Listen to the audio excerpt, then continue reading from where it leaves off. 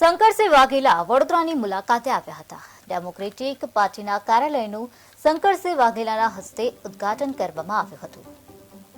યમતેશ્વર compound ખાતે કાર્યાલય ખોલવામાં આવ્યું છે।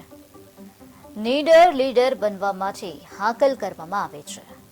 સરકાર સામે પડવાની વાત કરવામાં આવી તો ગુજરાતમાં સરકાર જ નથી, ભાજપ સરકાર જ કૌભાંડની ભરમાર છે તેવી પણ વાત કરવામાં આવી છે।